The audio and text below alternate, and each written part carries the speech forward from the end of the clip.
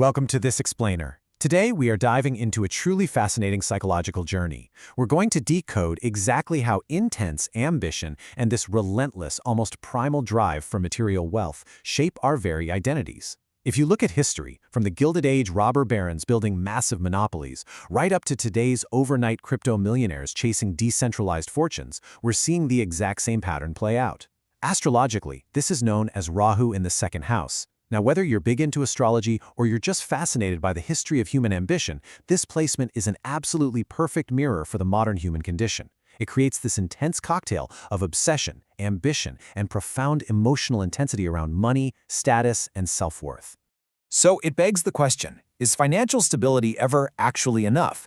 For young professionals, tech entrepreneurs, and honestly anyone navigating the immense pressures of modern wealth building, this question kind of haunts us, right? We're always told to just work hard, get a stable job, secure the future. But for individuals with this specific pattern, stability literally doesn't cut it. There's this intense, deep-seated hunger for something way beyond just basic survival or a comfortable paycheck. They rarely feel fully satisfied with just being stable, which sparks this lifelong, relentless quest for growth that completely defies ordinary expectations. All right, let's get into Section 1, the hunger for more. Okay, to really understand this, we have to look at the deeply contrasting forces colliding here. It's like a giant cosmic tug of war. On one side, we have the second house. In astrology, this is our baseline, our foundational needs. We're talking wealth, possessions, our core values, the food we eat, our family roots, and our overall sense of personal security. It's the stuff that keeps us grounded.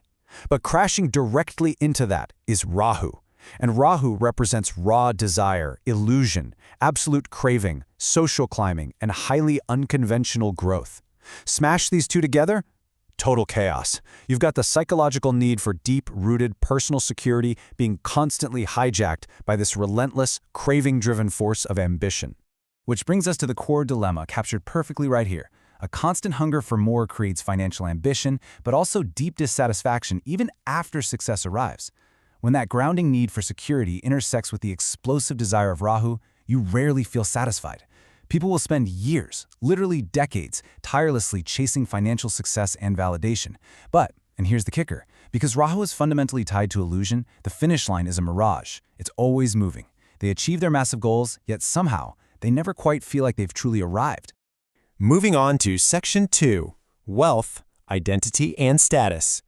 What's absolutely fascinating is how this craving bleeds directly into a person's core identity. Think about a modern digital influencer or a young professional completely obsessed with curating the perfect aesthetic of success online. During our younger, formative years, when we're desperately trying to figure out who we are, it is so common for our self-worth to become totally entangled with our financial status. We see this all the time today, right? For someone with this drive, their value isn't an internal metric. It's heavily tied to their bank account, their social image, their luxury items, and highly visible markers of success. And it plays out in this chaotic, almost historical cycle, especially for those young professionals managing their career identity. Step 1 is a burning, intense desire for wealth and luxury. Step 2, they actually attain it, the flashy promotion, the luxury car, the booming crypto wallet. But step 3 is the trap, experiencing profound, lingering dissatisfaction. You see, this burnout happens because external accumulation, no matter how shiny or impressive, simply cannot fulfill those deep internal security needs of the second house. An external win cannot fix an internal void, period. So, how do they chase it? Section 3, Unconventional Paths to Success. Because the ambition here is just so intense. These individuals are almost never satisfied with slowly climbing the traditional corporate ladder. It's too slow. Instead, they are magnetizedly drawn to highly unconventional income sources. We aren't talking about a casual weekend side hustle. We're talking high-stakes day trading, building decentralized tech platforms, leveraging complex foreign connections, or diving headfirst into the wild west of modern digital media. They crave exponential growth, so they literally look to the bleeding edge of the economy to find it.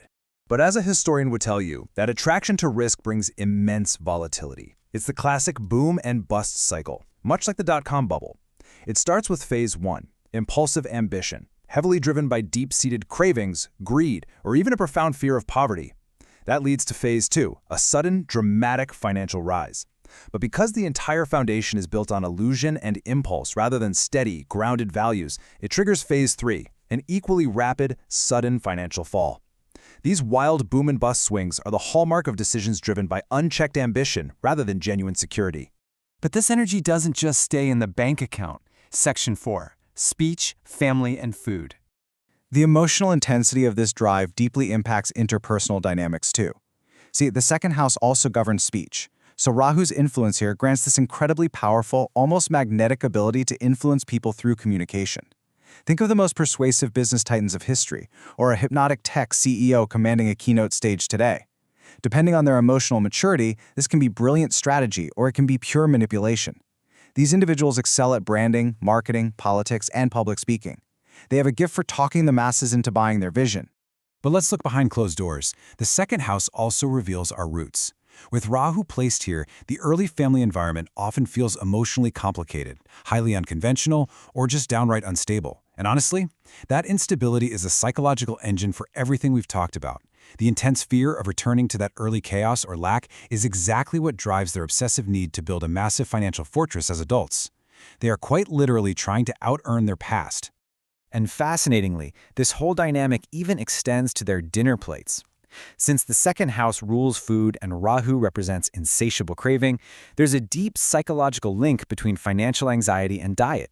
Excessive eating, stress eating while anxiously watching a volatile stock ticker, or using high-end luxury dining to validate one's status, it all fits. Food becomes deeply connected to comfort. It's used as an immediate, physical, emotional escape from the relentless pressure of their ambition and the heavy psychological weight of those financial swings. So, where does this all lead? Section 5. Finding true financial security. If we step back and look at a human life like a historian examining epics of civilization, we see a profound evolution. We don't stay trapped in chaotic hunger forever. In Era 1, our younger years were totally caught in the illusion. Self-worth is completely tied to money and image.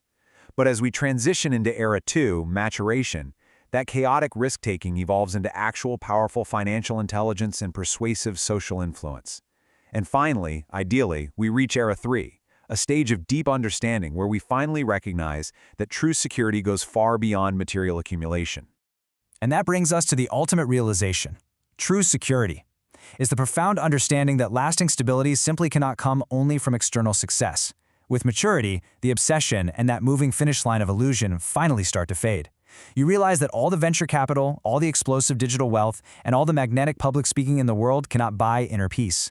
You learn to anchor yourself not in what you possess, but in who you inherently are. As we wrap up this explainer, I want to leave you with one final, provocative question to think about. Is your drive for success rooted in external accumulation or internal security?